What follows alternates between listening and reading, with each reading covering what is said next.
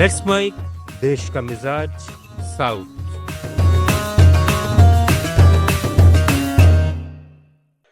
Tamil Nadu public service commission ने आज interview वाले पदों की ग्रुप 2 और नॉन इंटरव्यू वाले पदों की ग्रुप 2A की मुख्य परीक्षा बीच में ही रद्द कर दी।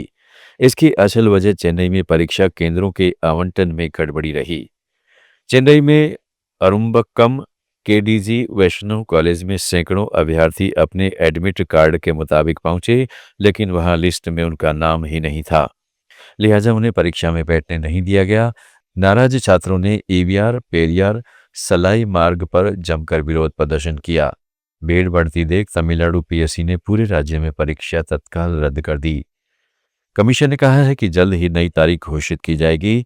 अचानक परीक्षा रद्द होने से हजारों युवाओं की मेहनत और तैयारी पर पानी फिर गया, जिससे उनमें खासी निराशा और आक्रोश है। आंध्र प्रदेश में भोगापुरम ग्रीनफील्ड इंटरनेशनल एयरपोर्ट इस साल जून में शुरू होने वाला है, लेकिन Andhra Pradesh air travellers association ने सरकार और इंफ्रास्ट्रक्चर डेवलपर जीएमआर से एक्सेस और कनेक्टिविटी की चुनौतियों पर तुरंत ध्यान देने की मांग की है। एसोसिएशन के मुताबिक एयरपोर्ट विशाखापट्टनम से 40 से 45 किलोमीटर दूर NH16 पर है, जहां 13 से 22 ट्रैफिक सिग्नल्स, पीक ओवर जाम और पब्लिक ट्रांसपोर्ट की कमी से सफर में 75 से 120 मिनट लग सकते हैं, जो असल में 2 घंटे तक पहुंच जाता है। 2 घंटे पहले रिपोर्टिंग के साथ कुल 4 घंटे लगने से पैसेंजर्स को परेशानी होगी। साथ ही टैक्सी का किराया एक तरफ 2,500 से 4,000 रुपये होने से राउंड ट्रिप पर 5,000 से 8,000 रुपये का अतिरिक्त बोझ पड़ेगा, जो सीनियर सिटीजन और मेडिकल ट्रैवलर्स के लिए महंगा साबित हो सकता है। एसोसिएशन ने अंतरिम समाधान के तौर पर पुराने विशाखापट्टनम एयरपोर्ट से सुबह और शाम पीक समय में कुछ फ्लाइट्स जारी रखने का सुझाव दिया है। तेलंगाना में नगर निकाय चुनाव की हार्ड कैंपेनिंग जारी है। बीआरएस नेता टी हरीश राव ने आरोप लगाया है कि मुख्यमंत्री रेवंत रेड्डी मेडक जिले में कैंपेन करने से डर रहे हैं, क्योंकि वहां एक भी नगरपालिका जीतने की कोई उम्मीद नहीं है।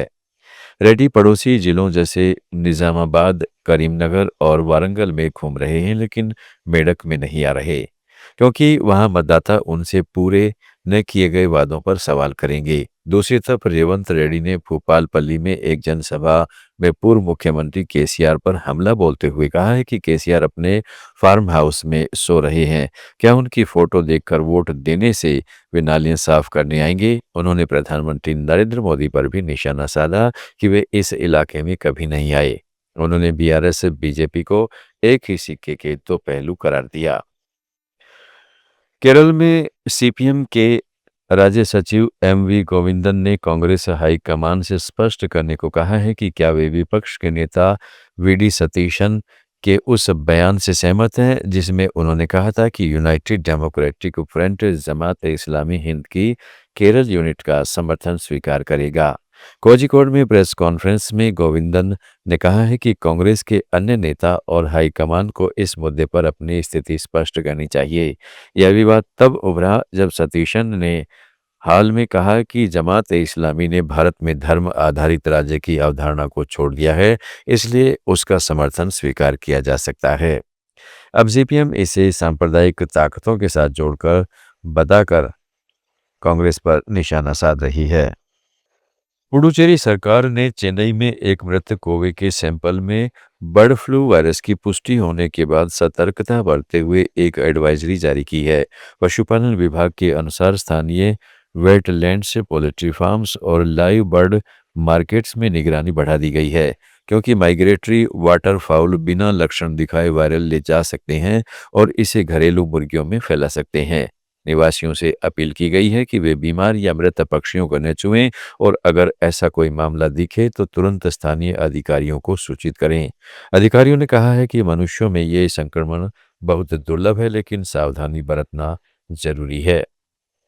अंडमान निकोबार प्रशासन ने साउथ अंडमान में नयागांव के हवाघर से कार्बिन्स कोव तक की 3 किलोमीटर लंबी सड़क फिर से बनाने के लिए 4.5 करोड़ रुपए की मंजूरी दे दी है। यह project Andaman public works department को दिया जाएगा। देश का मिजाज में फिलहाल इतना ही। जुड़े रहिएगा लेट्स माइक के साथ।